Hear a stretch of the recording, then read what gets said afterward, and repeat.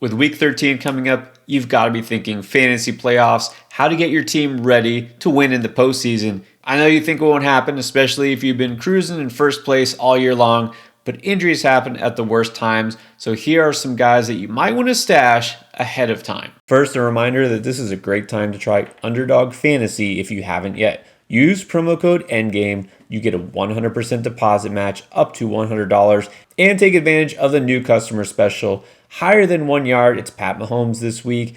Take the higher on that, combine that pick with any other pick, and you can triple your entry just like that. Now, there are some running back handcuffs I'm going to recommend, and yeah, you definitely want those backups who could leap into a starting job.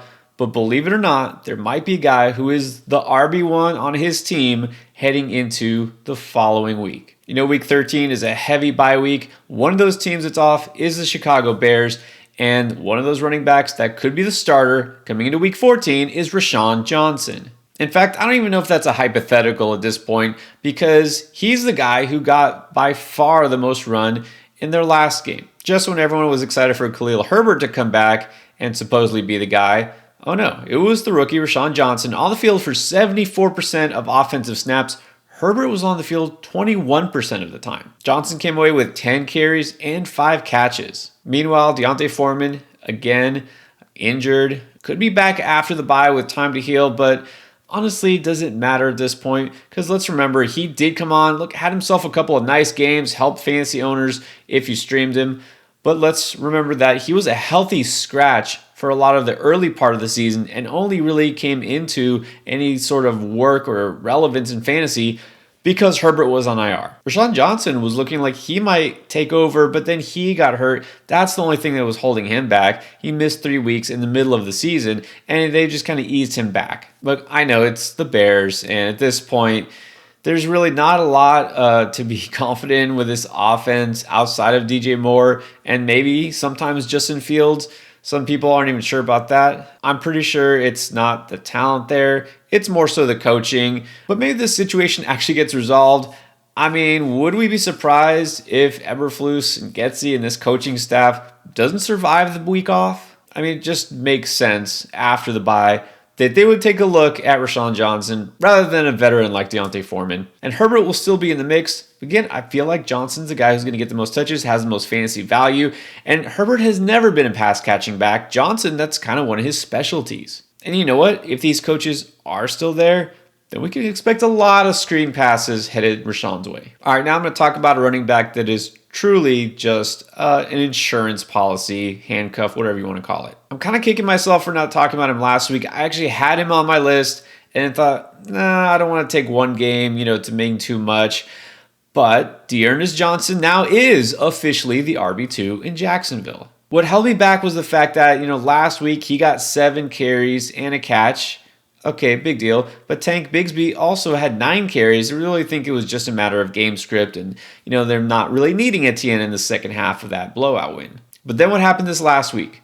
Again, D'Ernest Johnson, 7 carries and 1 catch. And meanwhile, Tank Bigsby did not even appear for more than 2 plays the entire game, got 1 touch. So now I can actually say this is a thing what's worth investing in here. If you got Etienne, D'Ernest Johnson, the veteran, is the guy that you want as his backup. Now, there's no way to pretend that Johnson has standalone value because Etienne has basically been a workhorse. That's not really something I expected coming into the season, but that's the way it stands. Johnson is only a guy you really want to roster in case of emergency if you have Etienne, or if it's just a deep league, you got some bench space, and you want a guy that might turn out to be valuable. But remember, this is a player who's done this before. A couple of years ago, 2021, when Nick Chubb was hurt, D'Ernest Johnson filled in, and he was really, really good for 2 straight weeks. He was looking like a stud, only to just go back to being a bench player. For his career, he does average 4.9 yards per carry. So the numbers this year are going to make you look away, but again, he's barely really been on the field. This is a guy who can perform if needed. Hopefully it doesn't come to that. But again, guys, you've been riding Etienne all year. You gotta be prepared. I do have another veteran running back in mind as a handcuff. But first, I have to talk about another receiver who I think this might be the 3rd time I'm going to go out and have to recommend Josh Palmer. Initially in the season, when Mike Williams was done with that injury, Josh Palmer became the number 2 receiver for the Chargers, and then he got hurt on IR, so there was some doubt as to whether he would even come back this season, and we were given no timetable. Well, we really still don't have clarity, but we know that he's eligible to come off IR after week 12. As of right now, it looks highly unlikely that he'll play in week 13, but if he is activated in the next week or two, you probably want to pick him up because he'll, again, assume that duty of being the number 2 target for Justin Herbert. And it's not just about getting targets because, Quentin Johnston has technically been the number 2 receiver there, and it just has not mattered. His draft stock, it doesn't matter. He's just been bad, right? The drops, and now he's got an injury too, the ribs. I don't think it matters. Quentin Johnston is not the answer. Jalen Guyton is going to be a guy that, sure, you can plug in if desperate, but other than that, he's not going to be somebody who's dependable in that role. Josh Palmer was. In the 4 games he started right after Williams got hurt, he averaged 6 targets per game and 73 receiving yards per game. He basically served as that downfield threat, averaging 16.4 yards per reception on the season. This is more of a long play here because, again, not sure when he's actually going to hit the field.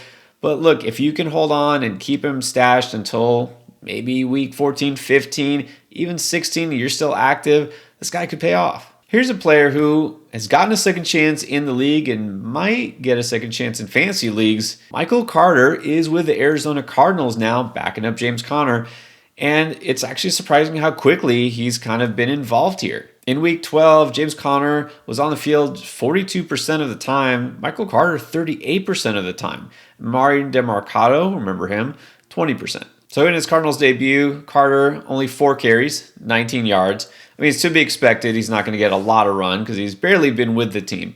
But it's really surprising to see that he's been on the field that much. I don't think this is going to become like a 1A, 1B situation just yet, but Carter will probably see more time on passing downs than Conner owners would like. Is it enough to be fantasy relevant without a Conner injury? Probably not, but at the same time, I feel like he's got a better path to standalone value than D'Ernest Johnson. I wouldn't call the Cardinals a run-heavy offense, but they do rank higher in terms of overall rush attempt rate as opposed to pass attempts. Carter is a solid, not dynamic running back. Remember, this was a 4th-round pick of the Jets a couple years ago. He looked good as a rookie, kind of tapered off, and then this year just really wasn't even used, and then was just a surprise cut in the middle of the year for no real reason. I mean, we didn't get an explanation of why all of a sudden Carter was out. But, you look at the state of that Jets offense, it doesn't seem like he was the problem. In fact, his rushing average is higher than both Dalvin Cook and Breece Hall. Offensive line's just terrible there. There's nobody getting it going running. Once in a while, Breece Hall breaks off a big run, but that's it. A change of scenery is probably good for Carter, and so this is somebody else that you can keep an eye on. Deeper leagues, of course, preferably Conner owners first and foremost.